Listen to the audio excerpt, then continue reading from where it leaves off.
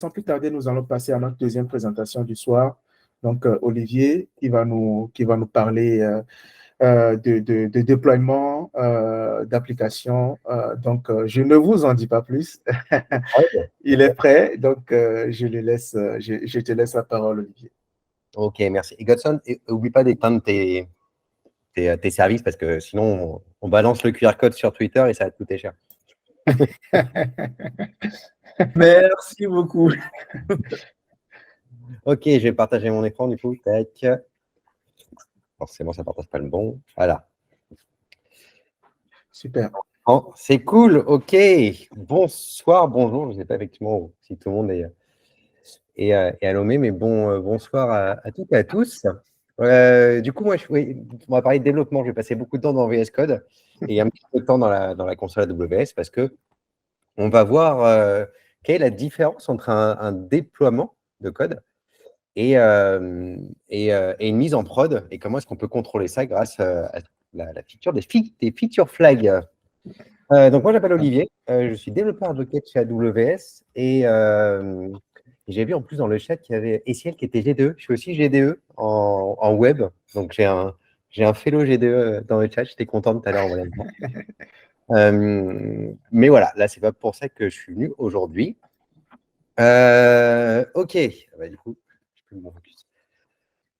Globalement, vous pouvez des petits pouces si vous êtes développeur, développeuse, pour voir s'il y a des gens qui dev. Ah oui, oui, oui. Hein. Je pense qu'il y a Bon, beaucoup. ok. Bon, et au moins toi.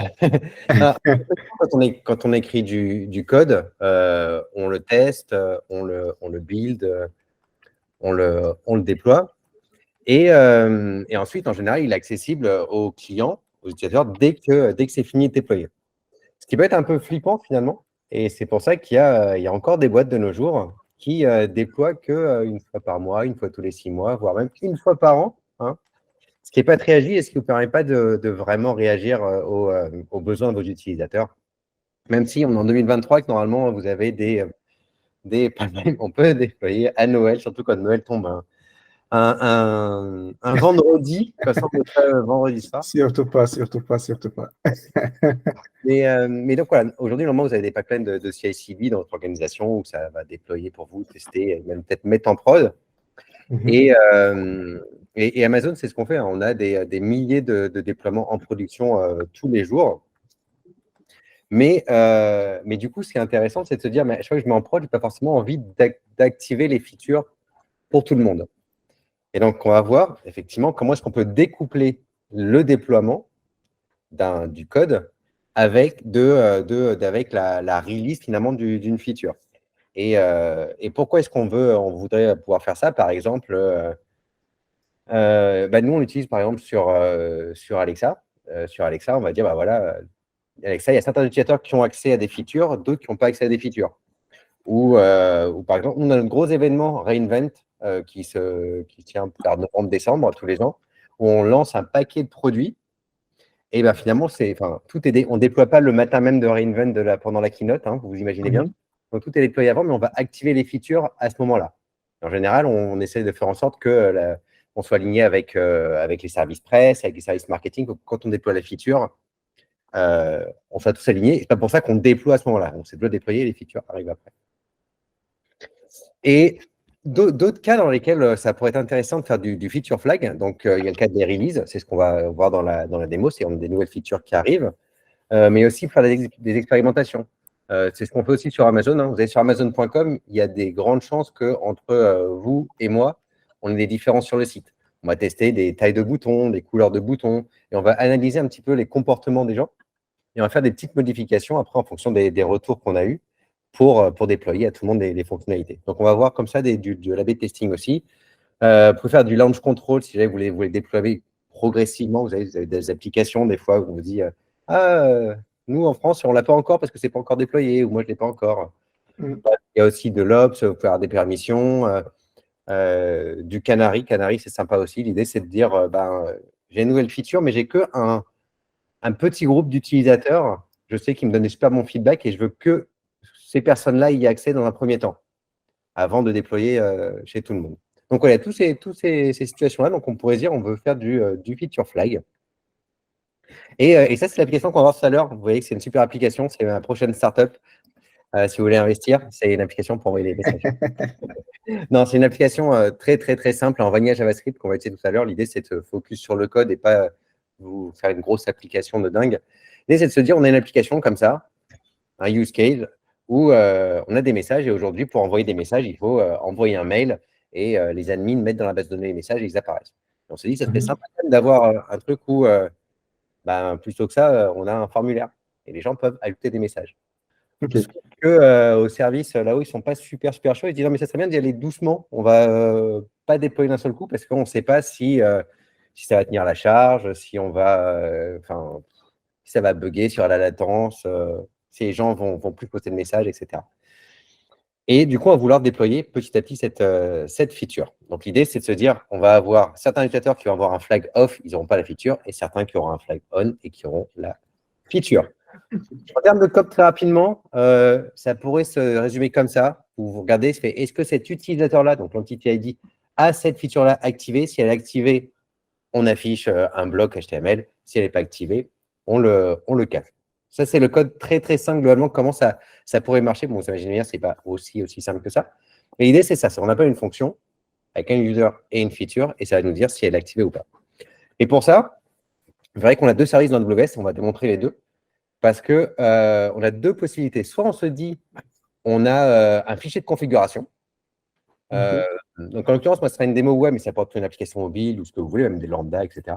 On a un fichier de configuration et on regarde dans le fichier de configuration si c'est activé ou pas. Alors, ce qui veut dire que le fichier de configuration, il faut que dès que vous mettez à jour votre utilisateur, il faut pusher ces fichiers de configuration sur les personnes. Alors, il y a une low latency vu que c'est en local, mais dans ce cas-là, c'est à vous de gérer le déploiement de ces fichiers de configuration.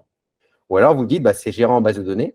Et je fais un appel à chaque fois pour savoir si c'est activé. Donc, il y a un peu plus de latence, mais par contre, c'est beaucoup plus simple pour vous d'aller dans votre back-office et de dire j'active, désactive des features pour ces personnes-là, etc. Donc, voilà, c'est les deux possibilités. Et du coup, chez AWS, on a deux services. Un qui s'appelle AppConfig, qui servent à plein de choses, à gérer de la configuration, mais qui sert aussi à faire des feature flags maintenant. Et un autre qui s'appelle CloudWatch Evidently, qui lui est pour le coup côté serveur, et qui avec une API va pouvoir vous dire si les features sont activées ou pas. On passe à la démo. J'ai assez parlé sur les slides. Cool. Alors, j'ai mon application, vous voyez, je n'ai pas menti, c'est exactement la même. J'ai un peu changé les messages, mais c'est exactement la même. C'est une application qui est ultra simple. Vous avez un fichier HTML, vous voyez.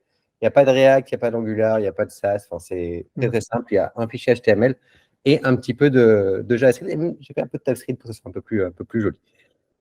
Alors, comment on va faire ça? On va aller dans votre console préférée, la console AWS.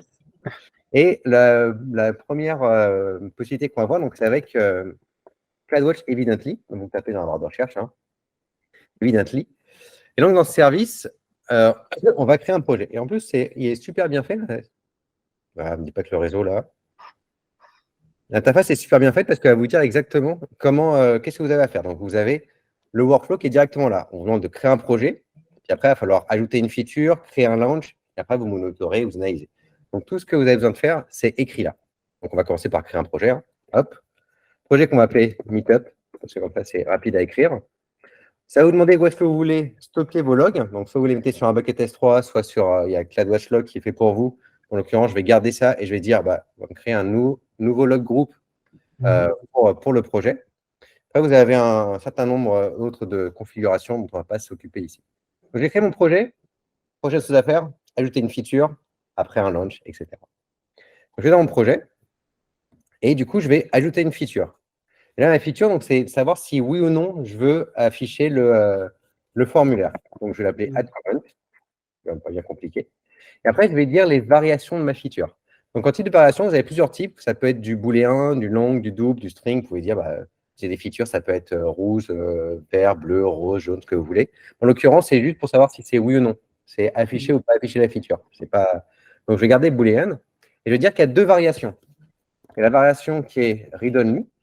Donc, c'est la personne, elle ne peut pas poster de message, qui va être l'équivalent de false finalement, et qui va être la valeur par défaut. J'ai créé une nouvelle variation qui va être editable, qui va être l'équivalent de true, et qui va du coup pas être la version par défaut, parce que je veux que par défaut, les gens n'aient pas accès à la feature. Ça vous donne un petit sample code là, on y reviendra tout à l'heure, mais c'est super cool parce que ça va vous dire exactement le petit morceau de code à mettre dans votre projet. Et ça vous donne même le retour de l'API.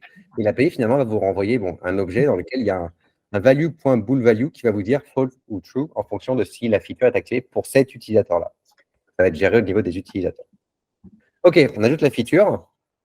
Et une fois que j'ai ajouté la feature, le prochain truc qu'elle va faire, si vous vous souvenez, hop, il y a beaucoup de verre là-haut, c'est de créer un launch. Donc, je vais créer un launch. Je vais l'appeler add comment launch, que je suis j'ai beaucoup d'imagination, vous voyez. Et dans le launch, donc soit je peux créer une nouvelle feature directement depuis ici, mais moi, j'en ai déjà créé une avant, donc je vais la sélectionner là. Et après, je vais dire comment je veux rediriger mon trafic. Donc là, je vais dire que par exemple, je veux qu'il y ait 60% d'utilisateurs qui soient toujours en read-only et 40% d'utilisateurs qui aient accès à la feature. Vous pouvez aussi associer des alarmes CloudWatch, etc., des metrics. Hein, on ne va pas voir toutes les fonctionnalités, je vous laisserai les explorer. Donc, je vais créer un launch. Et là, en fait, ce qui va se passer, c'est que ça va être par user. C'est-à-dire que quand j'ai des users qui vont se connecter, 60% ils ne vont pas avoir la feature, 40% ils vont avoir la feature. Et une fois que ça sera logué par CloudWatch Evidently, que ce user-là, il a la feature activée, la prochaine fois qu'il se loguera, il aura toujours la feature activée. Ce n'est pas un coup sur deux, ils l'auront ou pas, ils l'auront pas. C'est un user qui log. La première fois, ça va être en random, 40-60, et une fois que c'est fait, il aura toujours accès ou pas à la feature. Okay. C'est comme du load balancing, en fait. Exactement, exactement. Bon, j'ai ma feature, maintenant, il faut que je l'appelle depuis mon code. Pour que ma feature ait accès pour que mon code ait accès à Evidently, passer par des choses un petit peu plus pénibles. Moi, je suis un dev, passer du temps dans Cognito IAM, ce n'est pas mon truc le plus fort. Mais on va créer un identity pool. Je vous montre toutes les démos comme ça, vous avez tout. Je vais créer un type guest access parce que même les gens qui sont pas authentifiés, finalement, je veux que je puisse appeler l'API. Je vais créer un nouveau rôle. Ah, en plus, c'est une nouvelle console de commit, vous voyez là, qui est depuis quelques semaines, je crois, en prod. Et je vais donner un nom à mon identity pool. Je vais aussi dire que je veux un basic flow parce que c'est basique, c'est facile, c'est bien. Hop, je crée mon pool. En fait, en créant l'identity pool, ce qui s'est passé, c'est que ça m'a créé un rôle IAM. Donc, si vous êtes dans votre console IAM, par exemple, donc, qui est le service d'identité management d'AWS, vous connaissez. Et donc là, si je vais dans les rôles, en fait, j'ai effectivement un rôle Meetup qui a été créé automatiquement. Et c'est à ce rôle-là que je vais donner les droits pour pouvoir appeler Evidently. Donc, par défaut, je vais avoir une policy qui me... tac, tac, tac, tac. Hop. Dont je n'ai pas vraiment besoin. Hop. Cognito Identity, on va l'enlever. Mais ce que je veux dire, c'est que je veux que ce rôle-là, il ait accès à CloudWatch Evidently. Puis je ne veux pas qu'il fasse non plus n'importe quoi. Hein. Là, c'est des bonnes pratiques. Vous pouvez mettre des étoiles partout. Évitez quand même. Donc, l'idée, c'est de dire, je veux qu'il ait accès à juste l'action Evaluate Feature. Donc, mon code va juste appeler Evaluate Feature. Et je veux que ce soit juste pour une seule ressource. Voilà, la ressource, je vais la chercher ici. Tac. Mon projet. Hop, voilà. C'est que pour ce projet-là, finalement, que je veux donner l'accès à Evidently. Hop, je vais donner l'accès à toutes les features, j'en ai qu'une seule, c'est AppCommon, je crois que je l'ai appelé. Voilà, je vais faire ça. Je suis bien sur West One, parfait. Et donc là, j'ai donné les droits à mon rôle d'appeler Evidently. Alors, ce que je vais faire, c'est que maintenant, je vais aller dans le code. On a fini ce qu'on devait faire dans la console. Et je vais aller dans mon code. Et dans mon code, je vais appeler finalement Evaluate Feature. Evaluate Feature, c'est une fonction que j'ai écrite, je la montre juste après. Et l'idée, c'est de se dire, je ne sais pas si vous vous souvenez tout à l'heure le JSON qui est renvoyé, mais si le value.boolValue il est égal à true, eh ben, je vais afficher le bloc de commentaires. S'il est égal à false, je n'affiche pas le bloc de commentaires, il est caché par défaut. Si je vais effectivement sur ce Evaluate Feature que j'ai écrit, qu'est-ce qu'il fait dedans? Il va se connecter. Donc, on va voir juste après, je vais mettre les informations. Il crée un nouvel objet Evidently, puis après, on va aller voir le petit bout de code qu'on a vu tout à l'heure. Alors, du coup, j'ai besoin des Identity Pool ID et des Cognito Roles. Donc, je vais juste aller mettre les informations ici. J'ai tac, tac, tac, tac, tac. Mon rôle Meetup, on va retourner dessus. Là, ça, c'est mon rôle. Et puis, je vais aller prendre aussi mon pool ID tout à l'heure. Mon pool ID, tac, qui est ici. Donc là, comme ça, mon application va pouvoir se connecter. Et après, dans Evidently, ce que je vais faire, si vous vous souvenez tout à l'heure, il y avait un truc plutôt cool, c'est que là, on vous donnait, c'est que là, on vous donnait le code à mettre directement, en fait. Et en fait, j'utilise le SDK AWS. Donc, vous avez les exemples pour JavaScript, Java, Python, là, en l'occurrence, mais je ne sais pas si l'autre SDK le gère aussi, j'espère. Et en fait, je vais juste prendre ce code-là, je vais le copier, et j'ai juste à le mettre dans mon code. Donc là, je crée l'objet Evidently. Et là, plutôt que de retourne nul, hop, je vais mettre ça. Donc, je crée un objet Evaluate Feature Request dans lequel j'ai mon entity ID que j'ai passé là en paramètre, donc je vais juste le remplacer. Effectivement, la feature, c'est add comment et mon projet, c'est meetup. Et après, je renvoie une promesse et je vais juste renvoyer le evaluate feature. Et en fait, ça va renvoyer une promesse avec qui après sera évaluée pour dire si oui ou non la feature est active. Et donc là, si tout se passe bien et que je retourne dans mon projet, on va aller inspecter ici. Vous voyez d'ailleurs, ça a rechargé. Vous voyez que j'ai reçu effectivement une réponse avec un objet, avec un value.boolValue qui est égal à true. En fait, là, si je rafraîchis, vous voyez en haut, j'ai un user 1. En fait, le user 1, là, c'est j'ai une petite fonction là, très rapide, getIdentity, qui va me générer un user random. Et c'est pour simuler le fait que je me déconnecte et je me reconnecte. À chaque fois que je rafraîchis, en fait, ça simule ça. Comme ça, je n'ai pas besoin de me déconnecter et me reconnecter à chaque fois. Ce serait un peu compliqué pour la démo. Vous voyez, donc user 1, il a effectivement value.boolValue false, donc il n'a pas accès au formulaire. Hop, user 91, il a accès. 78, il a accès. 17, il n'a pas accès. Donc là, vous avez près 40% des gens qui ont accès, 60% des gens qui n'ont pas accès. Et si jamais ça retombe sur user 34, il n'aura toujours pas accès. 67, il aura toujours accès, par exemple. Là, c'est plutôt cool. Mais ce qui serait sympa, c'est de se dire, c'est cool, là, j'ai 40-60%, mais j'aimerais bien me dire que demain, je veux que ça soit 70-30, que ça se passe bien, et du coup, je veux augmenter ça. Du coup, si vous êtes dans votre launch, qu'on a fait tout à l'heure, vous vous souvenez qu'on a dit qu'on voulait modifier le trafic en étant 60-40. En fait, ce que je peux faire là, c'est dire, je veux schedule des launches. Et là, je vais dire, écoute, je suis plutôt confiant, donc demain, à minuit, ça va être simple à taper, demain à minuit, je veux passer à 70-30. Non, dans l'autre sens. 50-50. Donc demain, ça va passer directement à 50-50% des gens. Je suis plutôt confiant, donc je me dis que bon, ok, la semaine prochaine, je veux passer à 30% des gens ont accès à la feature. Hop, à minuit, toujours. Et puis je veux que, même, je suis super confiant, dans 2 semaines, allez, dans 2 semaines, on n'a plus que 10% des gens. Je me trompe à chaque fois. On n'a plus que 10% des gens qui n'ont pas accès à la feature et 90% des gens qui ont accès à la feature. Donc là, j'ai schedule un launch finalement, ce qui fait que petit à petit, au fil des prochaines semaines, j'ai ma feature qui va être accessible à de plus en plus de personnes. Ça prend juste quelques secondes là pour mettre à jour. Allez. Voilà. Et donc là, vous voyez qu'effectivement, aujourd'hui, je suis là, current configuration, et vous voyez qu'effectivement, le 20 juillet, je passerai à 50-50, le 26 à 30-70, et le 2 août à 10-88. Mais finalement, voilà, je vais avoir un déploiement finalement qui va être continu de ma feature auprès de mes utilisateurs. Un autre truc qu'on pourrait se dire, j'en parlais tout à l'heure, c'est se dire, j'ai ce petit groupe d'utilisateurs, ils sont super cool, ils adorent tester de nouvelles choses et ils me donnent des feedbacks super pertinents. Je veux que ce groupe d'utilisateurs-là, juste celui-là, il ait accès à la feature. Donc, je vais retourner dans ma feature. Et là, vous avez le workflow d'une feature. Une feature, comment ça se passe? Ça passe par plusieurs étapes. Là, vous avez le launch, que j'ai fait tout à l'heure, en fait, qui est un peu le random. Experiment, c'est une autre feature, je ne vais pas rentrer dans les détails, mais globalement, ça permet de faire de l'A/B testing avec plein de graphiques pour après, effectivement, analyser un peu plus ça. Et moi, ce qui m'intéressait, c'est override. Je vais pouvoir ajouter ici un override, en fait, qui va dire, avant d'aller au launch au random 60-40, d'abord, teste un truc. Et si jamais tu matches ça, tu ne vas même pas au random. Donc, ce que je vais faire, c'est que je vais ajouter une liste sur mes Identity ID. Et je vais dire, par exemple, l'Identity ID Olivier, je veux qu'il soit toujours en read-only. Olivier, je ne veux pas du tout qu'il accède à la feature. Là, en l'occurrence, moi, mon Identity ID, c'est mon User ID.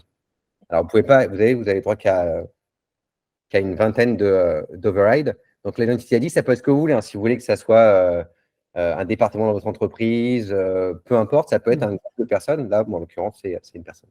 Et je vais dire, par exemple, je veux que, par contre, je veux que Daniel, il ait toujours accès à la feature. Dans tous les cas. Hop, je vais éditer ça. Et je vais retourner dans mon code. Alors, j'ai un peu menti tout à l'heure. GetIdentityID, en fait, ce qu'il fait, c'est qu'il génère en random un user, à part si j'en passe un dans l'URL en haut. En fait, on va simuler le fait que Olivier soit connecté. Là, quand je fais ça, vous voyez, c'est user ID Olivier.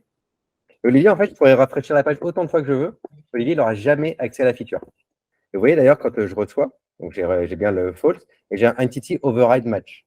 En fait, il passe dans l'override, il fait non, Olivier, pas accès. Par contre, si je simule le fait que ce soit Daniel qui soit connecté, Daniel, vous avez vu que vous avez l'entity override match là, et Daniel, je pourrais rafraîchir autant de fois que je veux, lui, il aura toujours accès à la feature. Parce qu'il fait partie de mon groupe d'utilisateurs auquel je veux donner accès à la feature. Donc voilà, après vous avez d'autres choses aussi que vous pouvez voir. Vous avez des graphiques. Là, je n'ai pas assez de données, mais vous avez des graphiques qui peuvent s'afficher, etc. Enfin, il y a pas mal de choses. Je vous encourage à aller voir tout ça. Et c'est comme ça que marche Evidently. Après, si jamais vous avez des problèmes, par exemple, vous avez vu qu'on peut avoir des alertes CloudWatch, etc. Donc, si jamais vous avez des bugs qui sont détectés, c'est à vous de faire manuellement les rollbacks. Donc, c'est à vous de dire, ah, CloudWatch a détecté un problème, je vais appeler une lambda qui va faire un rollback et revenir sur la version précédente, etc. OK, Evidently, ça vous a plu? On passe sur AppConfig. Et on passe sur AppConfig. Donc, AppConfig, c'est, pour le coup, là, ça va marcher avec un fichier de configuration. On va déployer un fichier de configuration sur l'utilisateur dans lequel il y a l'information de savoir s'il a accès ou pas à la feature. Alors, vous allez voir qu'il y a des choses bien sympas qu'on trouve dans AppConfig qu'on ne trouve pas dans Evidently, et inversement, il y a des choses qu'on ne peut pas faire avec AppConfig qu'on pourrait faire dans Evidently. Donc là, je vais créer une application que je vais appeler Meetup. Vous avez peut-être déjà utilisé AppConfig dans d'autres scénarios. Après, ça permet d'avoir un fichier de configuration dans lequel vous mettez ce que vous voulez. Si vous passez sur Freedom Configuration, c'est un gros JSON. Vous pouvez dire, écoutez, quand c'est Halloween, la bannière en haut, je veux qu'elle soit orange et qu'il y ait des citrouilles qui soient partout dans l'application. C'est des fichiers de configuration, vous pouvez mettre à jour comme ça. C'est souvent d'ailleurs comme ça que font les applications quand ils font des thèmes de Noël, quand ils mettent en prod, etc. Donc là, en l'occurrence, je vais utiliser le profil de configuration feature flag que je vais appeler Meetup. Je suis toujours aussi original. Et là, je vais créer un nouveau flag. En fait, quand je crée un nouveau flag, donc je vais lui donner un nom, que je vais appeler aussi add-comment. Par défaut, son state, il est désactivé. Vous pouvez le flaguer en short-term flag, ça ne sert pas à grand-chose, à part après pouvoir faire des recherches pour dire celui-là, je veux pouvoir le repérer assez rapidement. Donc là, j'ai ajouté mon tag. Et vous voyez, donc là, son statut, il est toujours en désactivé. Et je vais donc créer une nouvelle version de ce tag-là quand il est désactivé. Donc là, voilà, j'ai ma version 1, c'est mon tag qui est désactivé. Et du coup, après, je vais le déployer. Alors, quand on déploie, il faut un environnement de déploiement. Hop, hein. En général, j'en crée un, ça s'appelle dev. Après, ce qui est intéressant, par contre, ce qui est important, c'est la stratégie de déploiement que vous allez utiliser. Par défaut, on vous propose 3 stratégies. Et on va en créer une, comme ça, vous allez voir à quoi ça ressemble, une stratégie. Donc, je vais créer une stratégie. Je vais l'appeler maintenant, parce que l'idée, c'est de se dire, je veux une stratégie qui va déployer tout de suite chez tout le monde. Ça, je n'ai pas besoin de gérer, en plus, les login, logout. Vous allez pouvoir dire quel type de déploiement vous voulez, linéaire ou exponentiel, que ce soit régulier ou exponentiel. Et après, vous avez 3 valeurs là. Les 3 valeurs, vous avez la première, c'est les step percentage. L'idée, c'est de se dire, à chaque étape du déploiement, je veux que 20% de plus de mes utilisateurs aient accès à la feature. Vous avez le deployment time, vous allez mettre là, par exemple, là, c'est 10 minutes. C'est-à-dire qu'en 10 minutes, je veux qu'au bout de 10 minutes, tout soit déployé chez tout le monde. Et du coup, si je suis en linéaire, il va dire toutes les 2 minutes, je vais rajouter 20%. Donc, au bout de 2 minutes, j'ai 20%, au bout de 4 minutes, j'ai 40%, 60%, 80%. Et au bout de 10 minutes, j'aurai mes 100% utilisateurs qui auront accès à la feature. En l'occurrence, là, on va déployer tout de suite. Hop.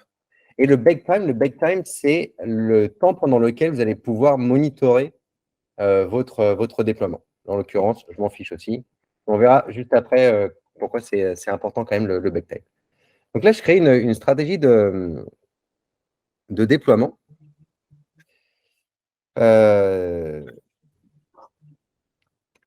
Et je déploie. Et là, en fait, ma feature, du coup, elle va être déployée, mais vous vous souvenez qu'elle est désactivée par défaut. Alors, de la même manière qu'on l'a fait tout à l'heure avec Evidently, il va falloir que je donne l'accès à mon rôle. Donc, je retourne dans mes policies là. Et là, tout à l'heure, j'avais CloudWatch Evidently. Là, je vais rajouter. Ça, c'est la nouvelle version, la nouvelle interface aussi de IAM, découverte ce matin. Et donc, je vais ajouter aussi des permissions. Donc là, en l'occurrence, c'est AppConfig. Et je vais pouvoir sélectionner des actions. Et là, j'ai un trou de mémoire d'ailleurs. Quand vous vous souvenez, non mais ça tombe très bien. Quand vous vous souvenez plus des actions que vous devez activer, en général, vous allez voir votre code. D'ailleurs, on va désactiver tout ce qui était Evidently. Hop.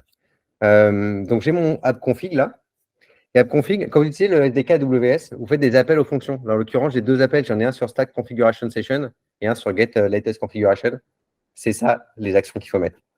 Donc, c'est Start Configuration Session et Get Latest Configuration. Ouais, c'est un bon moyen. Moi, souvent, j'oublie dans la console ce que c'est. Je vais voir dans les appels que je fais au SDK et c'est comme ça que je les retrouve. Ressources, pareil, on va acheter un ARM template. Alors là, c'est un peu compliqué quand vous faites du app config. Il n'y a pas de ARM qui va directement sur votre feature, donc il faut le faire à la main. iOS One, mon application, du coup, hop, je vais récupérer l'ID. Il faut construire à la main mon environnement dev, hop, son ID. Et profile, hop, pour mettre une étoile, c'est le dernier truc. Voilà, donc là, je vais dire qu'effectivement, donc mon rôle, maintenant, il a accès à AppConfig pour pouvoir faire les appels aux deux fonctions qu'on appelle dans le SDK. Et là, pareil, j'ai fini ce que je devais faire côté console. Donc, je vais retourner dans mon code. Et là, dans mon code, alors j'ai créé la fonction. Vous la trouvez sur Internet dans la doc, ce code-là. Mais globalement, il fait un peu pareil. Il va se loguer sur AWS. Et puis après, il fait les deux appels là pour lancer une session de configuration. Il va récupérer le fichier. Et après, il va récupérer les dernières versions du fichier. Donc là, j'ai créé mon config receiver, mon objet. Et après, je vais remettre les informations ici, que j'aurais pu mettre en même temps d'ailleurs. Donc j'avais mon projet, hop, tac, mon environnement, tac, mon configuration ID. Non, mon. Attendez. Ah non, ça c'est mon. Si. Attendez, ça c'est add comment. Et mon configuration ID, où est-ce qu'elle est ma configuration? Là. Tac. Configuration ID. Voilà. Et donc là, après, je fais mon appel à mon gate feature et il va m'envoyer true false. Si jamais il m'envoie true, j'affiche le bloc. S'il m'envoie false, je n'affiche pas le bloc. Je retourne dans mon application. Vous voyez que là, je peux réfléchir autant de fois que je veux. Il va toujours me renvoyer false. Parce que le déploiement qu'on a créé, vous vous souvenez que j'avais désactivé ma feature. Non, si je la retourne et que je dis, je veux activer ma feature. Donc là, je dis, ma feature, je l'active. Donc il va dire, ah, il y a un changement qui a été fait. Je fais, ouais, je sais. Donc je vais créer une nouvelle version. En fait, là, j'ai deux versions. J'ai une version 1, ma feature elle est désactivée, et une version 2 dans laquelle ma feature elle est activée. Et donc là, je vais faire un déploiement pareil. Je vais faire un nouveau déploiement. Et là, je vais utiliser une des stratégies qu'on vous propose, qui est le All at Once. Le All at Once, pareil, il dit déploie tout de suite pour tout le monde. Par contre, je veux un bake time de 10 minutes. Mais vous pouvez très bien avoir, je prends celui-là par exemple, vous avez un déploiement qui va durer 20 minutes, ça peut être 3 jours, 2 semaines si vous voulez.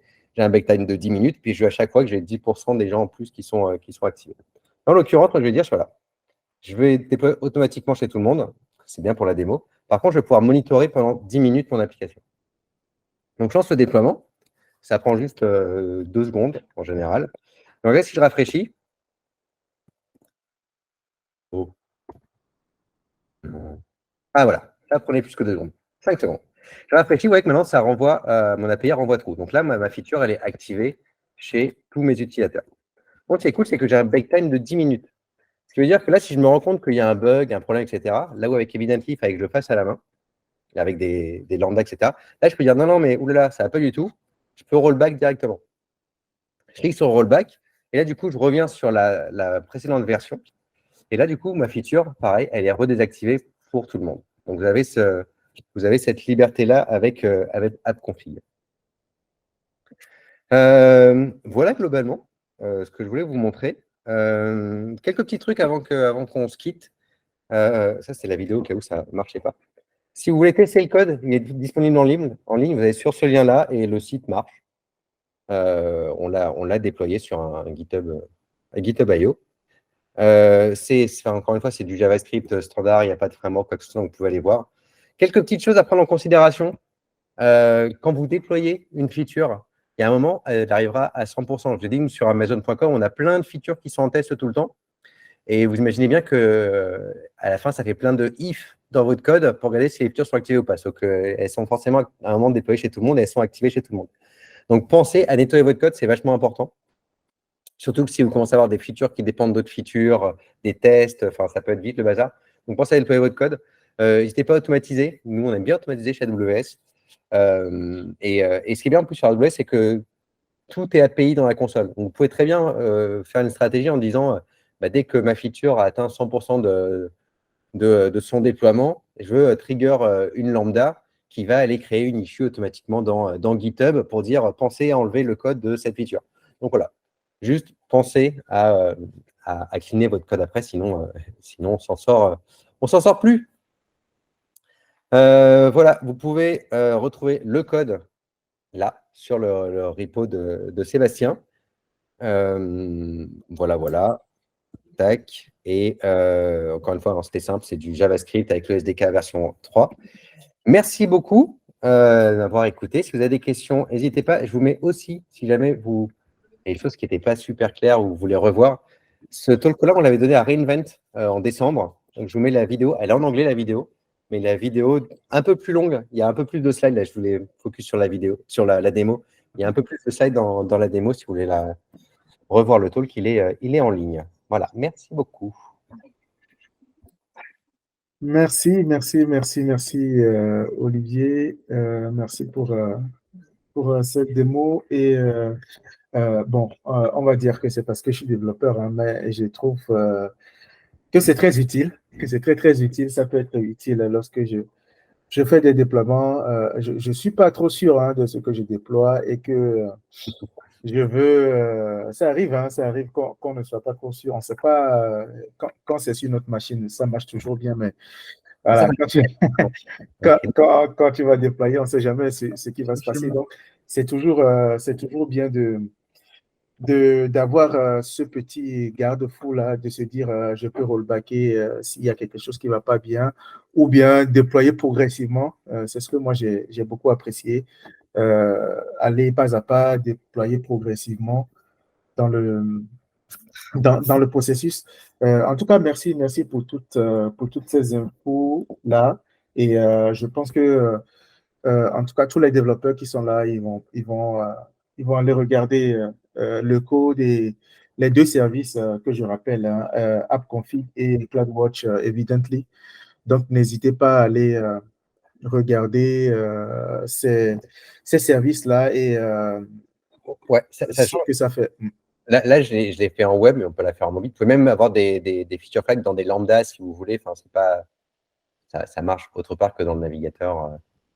Il y a une question là. Est-ce qu'on peut faire sur de l'IP par exemple techniquement, alors pas out of the box comme ça.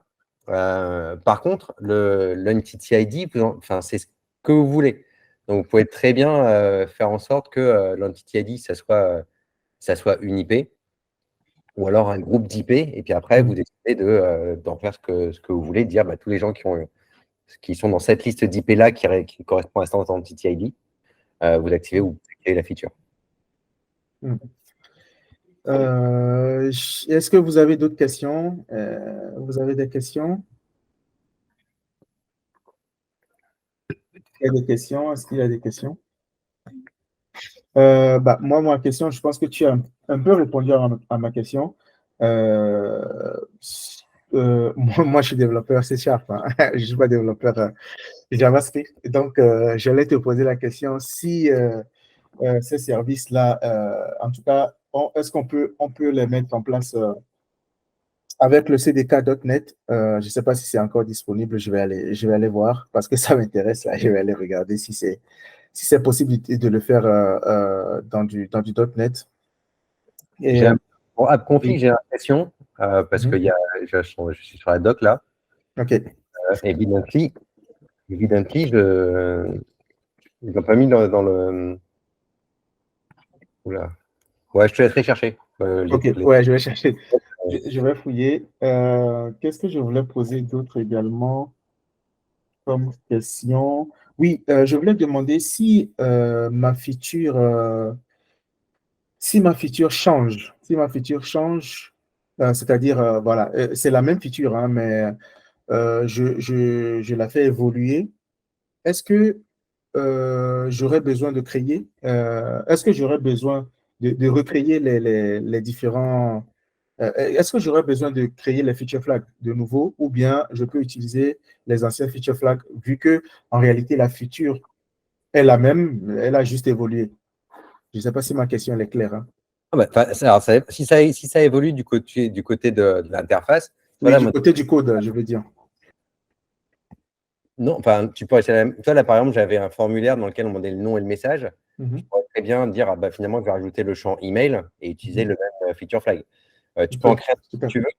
Le truc qui peut être compliqué, il faut faire gaffe. Par contre, Mhm, c'est il n'y a pas de moyen de gérer des features qui dépendent l'une d'entre elles. Donc, si tu as un feature flag qui a un blog dans lequel il y a un autre feature flag, mhm. euh, ça, ça peut vite être le bazar si tu fais ce genre de choses. Donc, il n'y a pas de dépendance entre les feature flags, ça, on ne gère pas.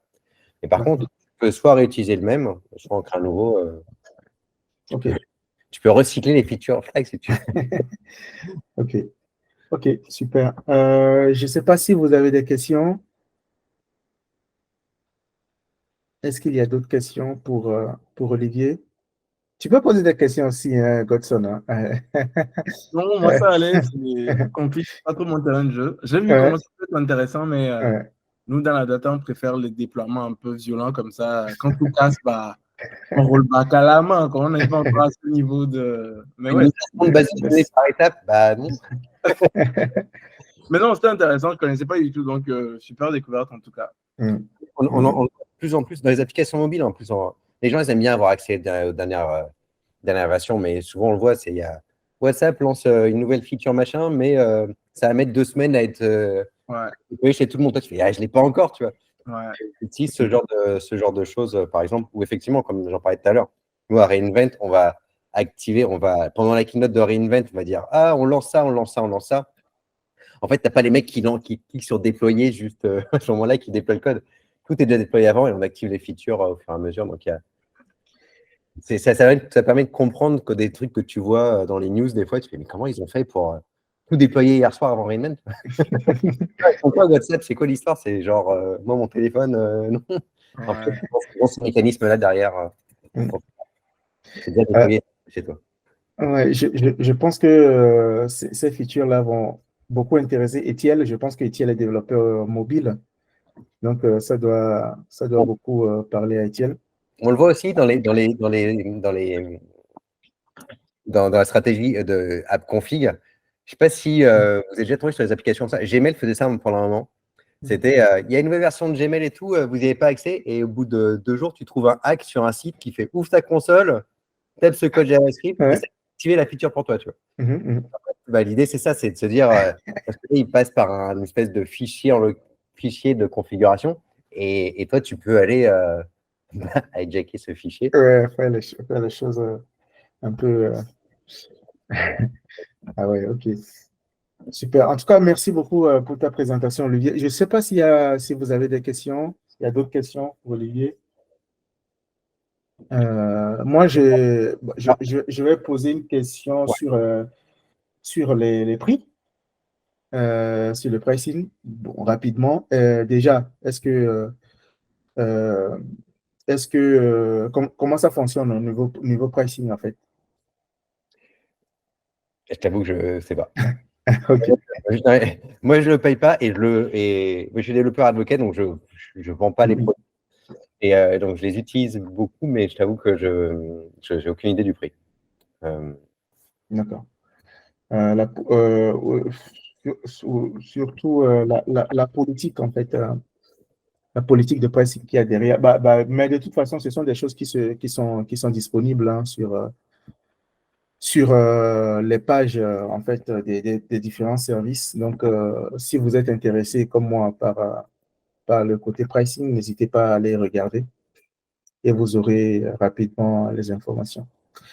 Voilà, je pense qu'il n'y a pas d'autres questions. Je pense qu'il n'y a pas d'autres questions. Non? Pas d'autres questions? OK. Bah, s'il n'y a pas d'autres questions, merci beaucoup, Olivier, pour ta présentation. Moi, en tant que dev, ça m'a beaucoup intéressé et peut-être que je ne vais pas dormir là ce soir. Je vais aller regarder, ces services-là et voir comment ça peut m'aider au quotidien, surtout que c'est très intéressant comme feature.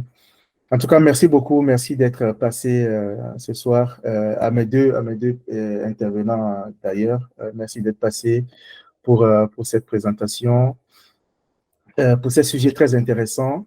Et à vous qui nous rejoignez aujourd'hui dans le chat, n'hésitez pas à aller contacter et poser des questions directement à nos intervenants ou bien n'hésitez pas à m'envoyer un mail. Et n'hésitez pas également à nous suivre sur Twitter, sur LinkedIn, sur tous les réseaux sociaux, quoi.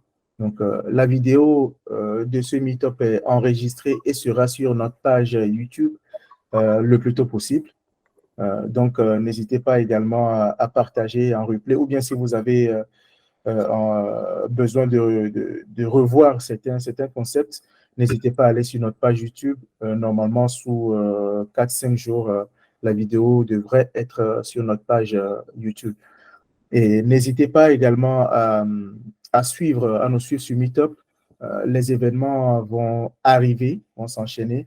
Donc, n'hésitez pas à partager également autour de vous, à toute la communauté tech, à Lomé, au Togo, partout, même dans la diaspora, pour que beaucoup de personnes se joignent à nous et puissent également profiter de tous ces talks et de toutes ces nouvelles features et comment faire les choses de manière concrète.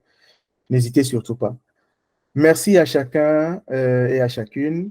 Je vous souhaite de passer une très, très bonne soirée et je vous dis au prochain meet-up. Mais avant ça, je vais quand même laisser le dernier mot à nos intervenants, un mot de la fin. Godson d'abord et après Olivier. Dommage qu'il n'y ait pas de pizza, mais c'était un super moment quand même. Merci à ceux qui étaient là. Super moment. Moi, j'ai pris autant de plaisir à partager qu'à apprendre de nouveaux trucs. Donc, vivement les prochains et que la dynamique se maintienne. Mais voilà, merci beaucoup. Super. Merci beaucoup à toi, Godson. Merci beaucoup pour l'invitation. Merci pour les gens qui un sont. Plaisir. C'était cool, effectivement. Pas de pizza. Je ne suis pas sûr que je me serais déplacé quand même. Mais un jour, je viendrai. Non, c'était intéressant. En plus, j'ai utilisé Telegram que j'ai installé, que je n'utilise jamais. Donc, c'était une occasion de le faire. Et puis, écoutez, je reviendrai. Super.